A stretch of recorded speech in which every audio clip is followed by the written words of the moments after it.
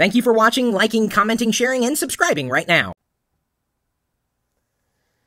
A long time ago, I did a video with someone who knows a heck of a lot more than I do about sushi. We talked about sushi etiquette. I happen to be a big sushi fanatic. I love sushi. One of my favorite foods of all time. And I didn't start eating it until I was an adult. But I wanted to make sure I was doing it the right way. And so we asked someone at a local restaurant if they'd be able to help us. This happened to be at a restaurant called Hapanessa. The video's on YouTube. So I happen to like Hapanessa, the restaurant. They make amazing sushi in Seattle. I guess this is not really a true endorsement. But I bring this up because I kind of haven't had an odd experience there, but it wasn't really their fault.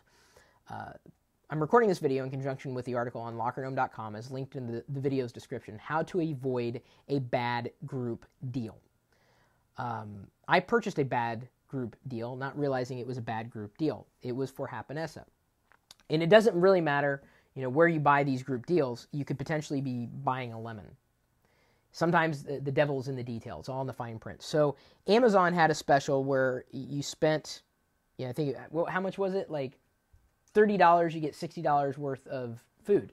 So we got it, and we go to the restaurant, and they said, no, you have to order from this menu, not that menu. Well, we've never ordered from the other menu, and the prices were higher. Granted, you got a little more, but we wouldn't have been spending that much money had we, gone and paid for the meal, as we normally did. So we actually likely spent more money to get just as much by getting the group deal rather than just ordering outright.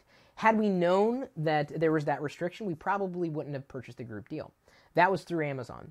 I've had just as many issues with, other vendors. Recently, there's a business, Digital Doorstep, I believe, was its name. They just filed for bankruptcy. That caught a lot of these group deal, what would you call them?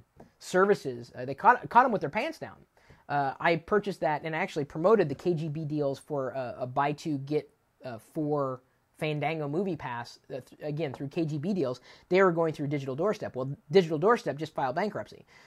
Good for, everybody who bought into it. You're going to be issued a refund for that purchase, which is really, really nice, and that's good for KGB deals to do, customer service. But, it was a good deal, seemingly. It's just that one company couldn't fulfill their end of the bargain. I've had issues with, what's another one? Tipper had published something where you could buy a certain amount of gift certificates, and then you got an additional gift card. So it sounded like you got $75 worth of stuff for $25 or something like that. And I bought into it, and I read the fine print and everything, or at least I thought I did. And it turns out, the gift certificates can only be applied in small chunks. So even though I had $50 worth of gift certificates, I could only use them in $10 increments. So I would have to buy minimum $100 gift certificate to save $10 off 5 times over. I'm like, that's asinine. Who's going to do that? Why would I spend that much money to save $50? That's just stupid. So, a lot of these deal sites are really tripping me up. It's very rare that I buy into a group deal anymore. If I use an app, on the fly, it's been a good experience. I've talked about, and I know everybody at Locker Gnome is sick of me talking about them, but Perk. I don't have to put any money down, and I save money outright. I love that. And every time I bought into a group deal from a variety of vendors, and I feel like I get screwed, the good news is each one of these outlets has been great with customer service. They have been. They've been very communicative. But the experience of having to jump over these hurdles to get the discount just seems so counterintuitive. Life doesn't get easier with these group deals. And in many ways, you actually spend more money than you would have in the first place by getting a group discount. There are rare exceptions, and there are absolute exceptions to this rule. But just read the fine print. That's the bottom line. I detailed some of my experiences in this article as well because I think it's something you need to be aware of. When Kelly proposed writing this, it's not just about dealing with, vendors that because, again, as I started this video, love Hapanessa, did a video with them before, I don't fault them for that. I actually fault us for not reading too much of the fine print or not realizing that we would have spent more than we would have otherwise. It's just getting caught up in the details, even though I knew the brand. Amazon, where I bought it through, Happiness, where we've eaten before, it was just kind of an awkward experience. So even though Kelly asserts know the brand, I don't know if that always plays, honestly.